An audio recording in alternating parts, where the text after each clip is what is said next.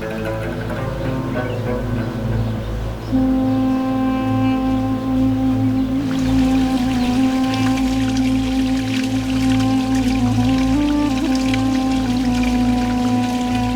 هو موطن النخيل.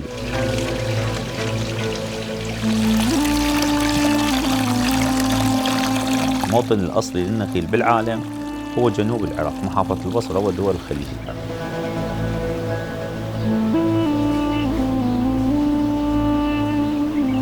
للأسف الشديد يعني أنه الأجواء اللي كانت ملائمة للنخيل أصبحت يعني حاليا قاسية على النخيل.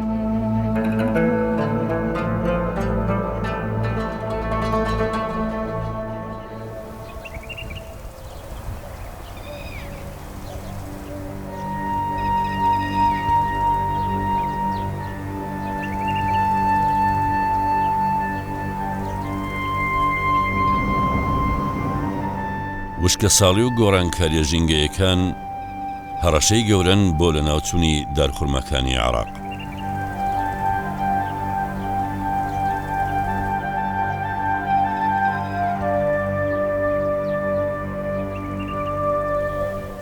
خورما دووەم بەرهەمی پڕفرۆشی عێراقە لە دوای نەوت. أعلى عدد نخيل وصل لمحافظة البصرة سنة 1945 كان 13 مليون نخلة، أما حاليا فمليونين و400 ألف نخلة.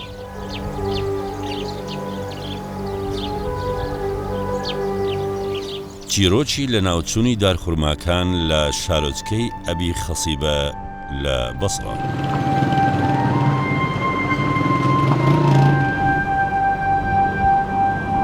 ئەم شارۆچکەیە ساڵانێک نیشتیمانی دارخورماکانی عێراق بوو.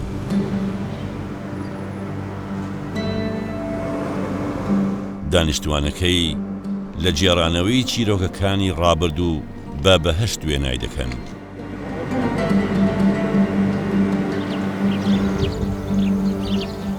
بەڵام ئێستا زۆربەی دارخورماکان تیاچوونە و ئەوەشی کەماوەتەوە بێبەرهەمە.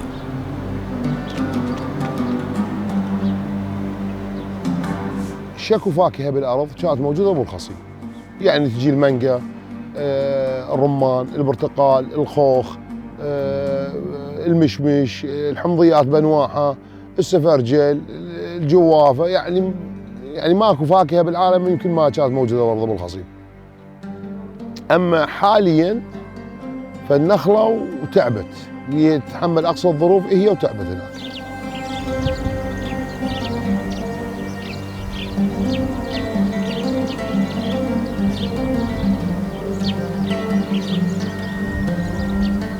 أبو الخصيب مو يصدر يعني مثلا خلينا نقول يعني محافظات عراقية أو دول جوار، يعني كان يعني ايش تتوقع مثلا أمريكا تعتمد على تمر أبو الخصيب، يعني بريطانيا تعتمد على تمر أبو الخصيب، أردى أنواع التمور كانت توصل آخر شيء للهند اللي هي ما تبقى من يعني خلينا نقول من أخذت النوعيات الجيدة بقت يعني أقل نوعيات ياخذها الهند. فأبو الخصيب كان يعني خلينا نقول يغطي العالم، مو يغطي دول جوار أو يغطي دولة، يغطي العالم كان.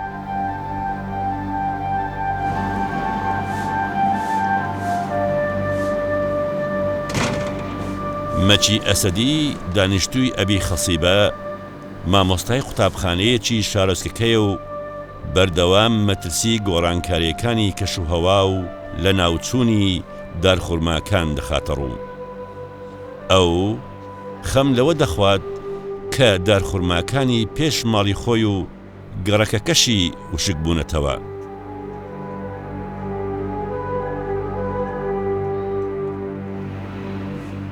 مەچی پێشتر خاوەنی باخێکی پڕ داهاتی خورما بوو، بەڵام ئێستا تەنها چەند دارخورمایەک لە باخەکەی ماونەتەوە و هیچ بەرهەمێکی نییە. كانت هاي الأرض بيها نخيل وبيها أنواع الفواكه، العنب مثلا وفواكه. أثناء الحرب العراقية الإيرانية صار هنا مثلا صواريخ ومعارك أدت وتنشيف هذا النهر الموجود هنا من المياه أدت إلى موت هذه الأرض وهذا النخيل. خاصة هاي الأرض كانت خصبة، أصبحت هاي الأرض ميتة، أرض مالحة لا تصلح للزراعة، ما بها أي زراعة.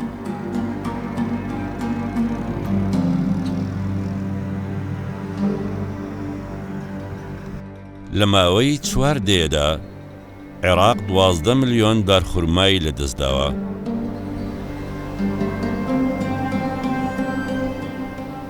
تا ساڵی 1970 عێراق خاوەنی 650 جۆر خورما و 32 ملیۆن دارخورما بوو. بەڵام ئێستا تەنها 70 جۆر ماوەتەوە و ژمارەی دارخورماکانیش کەم بوونەتەوە بۆ 22 ملیۆن.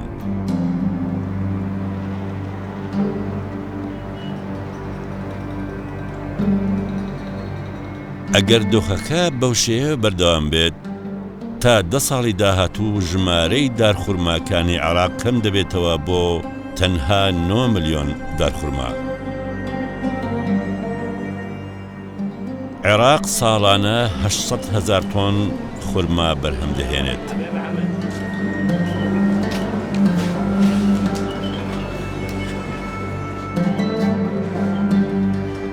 شەشسەد هەزار تۆنی هەناردەی دەرەوەی وڵات دەکات. 200,000یش بۆ ناوخۆ بەکاردەهێنێت.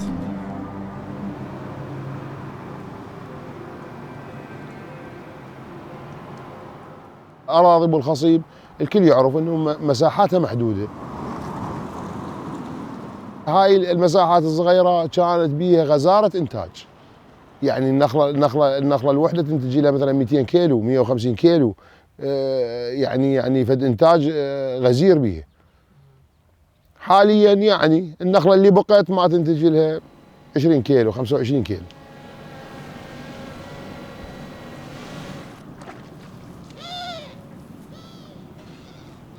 طبعا ينتشر النخيل بهاي المناطق بسبب انه الظروف البيئية والمناخية ملائمة جدا لنمو النخيل.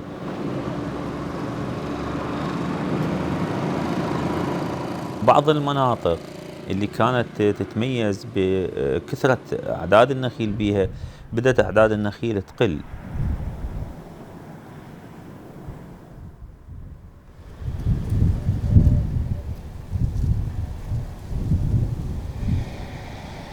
اكو عدة عوامل اثرت على اعداد النخيل، منها الحروب المتلاحقة على العراق وخصوصا مدينة البصرة كانت مسرح للعمليات العسكرية وبساتين النخيل جرفت بشكل كبير، وايضا التوسع العمراني للمدن. اليوم المدن توسعت على حساب بساتين النخيل لانه بساتين النخيل تكون ملاصقة للمدن، فنصير توسعة سواء للتصميم الاساسي او توسعة بالتجاوز من قبل المواطنين، فيكون على حساب البساتين وتجريف البساتين.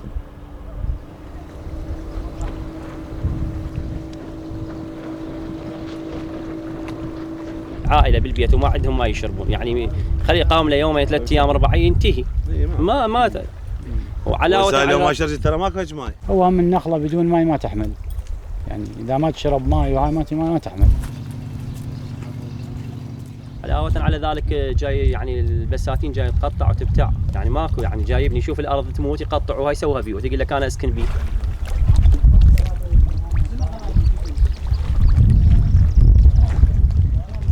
والخصيب يعني احتمال مستقبله يعني بعد 5 سنين 10 سنين لقدام ينتهي، ماكو ريف، يصير كلها منطقة سكنية. شلون الولاية مال البصرة؟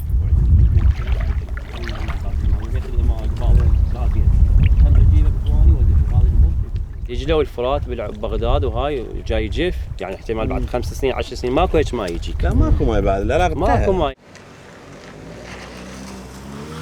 اي نبات يتطور ويزدهر وينمو وينتج وينطيك انتاج يجب ان تتوفر عدة عوامل، من هذه العوامل التربة والمياه والظروف الجوية. فحقيقة التربة، احنا تربة البصر تربة مناسبة وتربة العراق ايضا، لكنه المشكلة جاي نعاني من عندها هي مشكلة المياه. مشكلة المياه طبعا هذا بسبب التطرف الجوي والاحتباس الحراري ادى الى انه تقل كميات واردات المياه للعراق من دول المنبع اللي هي تركيا وإيران، وهذا بالتالي ينعكس على المياه الواصلة إلى بساتين النخيل. فلذلك نشوف أنه أغلب بساتين النخيل المتطرفة اللي في أطراف الأنهار احنا نسميها الذنايب، هذه بدأت تدهور لأنه الماء الواصل إلها إما يكون ماء ملوث أو مياه مالحة أو لا يصل إليها الماء، وبالتالي هذا يؤدي إلى موت الفسائل الحديثة المغروسة حديثا. وأيضا النخيل القائم الكبير يكون إنتاجيته رديئة.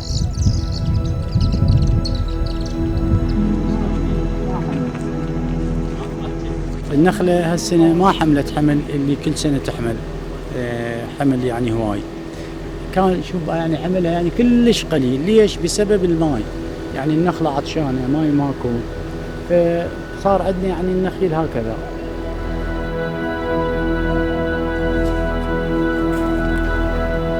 هاي الفسيلة مالت النخل، هاي أحد هذا البرحي، أحسن أنواع الفسائل موجودة عندنا هنا.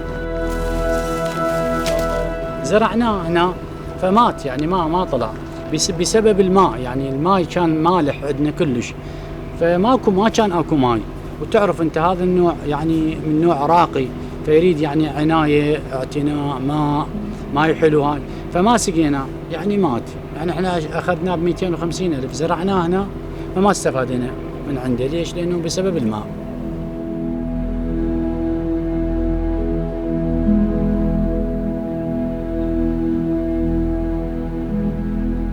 العراق واحد من 5 دول أكثر هشاشة في مواجهة التغيرات المناخية.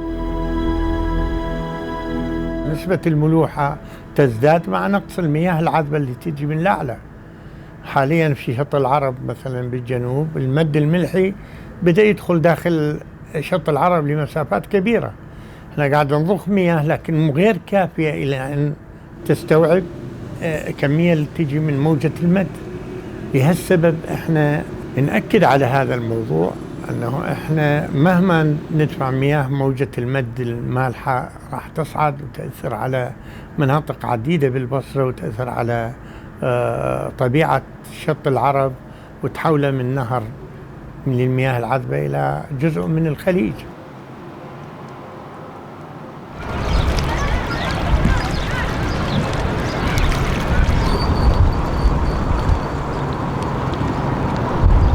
بالمنطقة الجنوبية بالبصرة نعاني من ارتفاع المد الملحي عن طريق البحر، لأنه الماء الوارد قليل فيؤدي إلى صعود المد، وهذه المناطق يعني منتشر بها زراعة النخيل وبالتالي يأثر عليه. هذا بالنسبة للبصرة. بالنسبة للعراق بصورة عامة، المدن اللي ما يوصلها المد الملحي أيضا تعاني، ليس يعني أنه في وضع أفضل من البصرة، لأنه كمية الماء الواصلة قليلة، إذن لا توصل مياه لا مالحة ولا مياه عذبة، ما توصل أي مياه.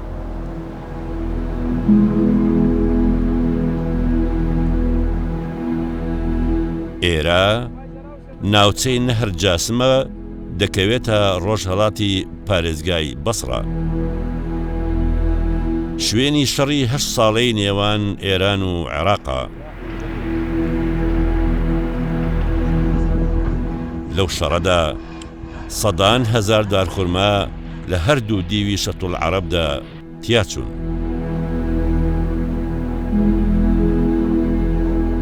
پاش جەنجیش بەهۆی من ڕێژکردنەوە ناوچەکە بوو بە بیابانێکی فراوان.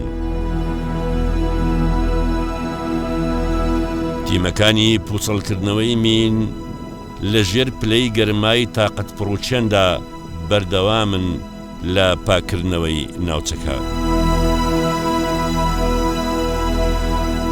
بە پێی ڕووپێوی تیمەکان پێویستیان بە 10 ساڵی دیکە هەیە بۆ هەڵگرتنەوەی دوایین مین لەم ناوچەیەدا.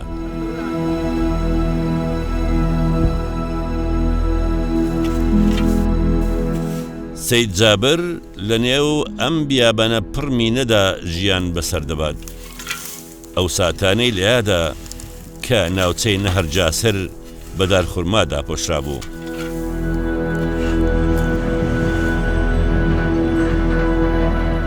هاي الأرض كانت زاهرة بالتمور والثروات الحيوانية والأسماك، والناس عايشة. ولو ما الحرب، ما بداية الحرب وصار الحرب، لا هي أسياد العراق صارت. شط العرب يصدر تمور للدول، ولا يزال موجودة أوراق بالزراعة مال محافظة البصرة لتصدير التمور للدول من منطقة شط العرب ناحية عتبة. فحل بها الدمار والحروب، وصارت مأوى للمقذوفات الحربية، وصار بها الألغام بالملايين. أنا فلاح، من إجا الماي المالح بعد ما قدرت أزرع، الزرع يموت، فلجأت ألم حديد وسكراب أبيعه وأعيش به. وفوق هذا السيطرات تلزمني، تقول لي ليش ممتلكات الدولة وتاخذ الحديد؟ أقول له يابا أنا قاعد بأرضي ومخلفات حربية هذا وأسلاك، أريد أبيع حديد وأجيب به مسواق أسوق لعائلتي، أحسن أقعد أنا بالأجارات ما عندي شيء.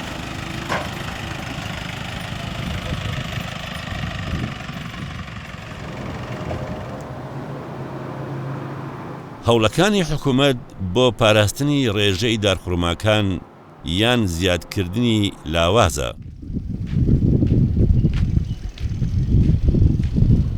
ئەوەی کە هەیە هەوڵی تاکە کەسیە.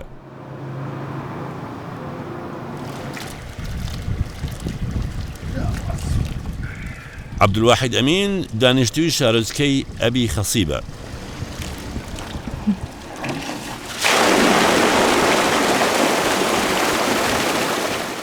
بەهۆی وشکبوونەوەی دارخورماکان بە دووری دەیان کیلۆمەتر ڕووی کردووەتە بیابانی شارەدەی سەفوان سەر بە شارۆچکەی زوبێر.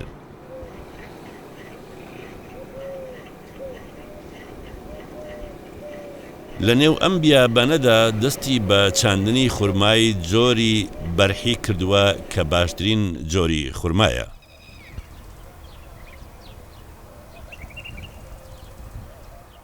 هذا النوع يعني يجوز عمره 200 سنة 250 سنة البرحي، وتكاثر بدايته هم بالبصرة. هسه العلم يعني دول العالم كلها جاي الزرعة، هو بدايته هم بالبصرة، بس صار من أرقى أنواع التمور، لأن الثمرة مالته يعني كلش طيبة، ودبسها واجد ونوعيتها كلش حلوة. أما باقي الأنواع موجودة، العويد، الشويث، البريم، الحساوي، أم الدهن، الخضراوي، السكري.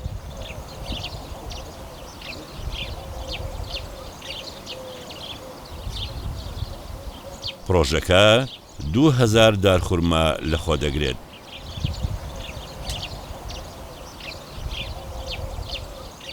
لە ساڵی 2022 لەلایەن ڕێکخراوی فاوەوە بە باشترین پرۆژەی پێگەیاندنی خورما لە عێراق دەستنیشان کرا.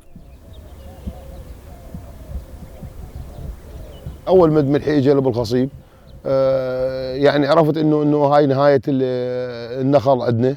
اتجهت لهاي الأرض الصحراوية، جربت أول مرة زراعة 400 نخلة، ويعني خلينا نقول يعني كان أغلب أهل صفوان يعني يقولون هذا يعني وضعيته مو صحيحة، لأن أرض صحراوية والنخلة ما تعيش في أرض صحراوية وصعب عليها.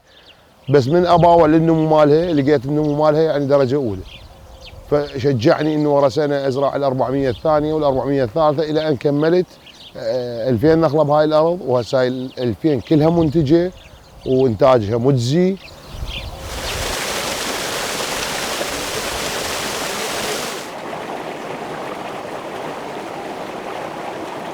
دارخورماکان لە ڕێگەی ئاوی ژێرزەویەوە ئاو دەدرێن.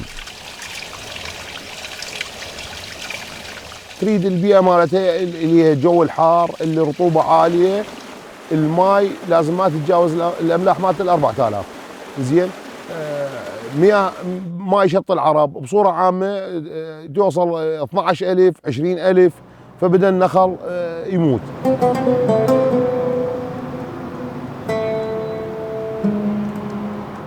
قۆناغی زێڕینی خورما لە عێراق کۆتایی هاتووە.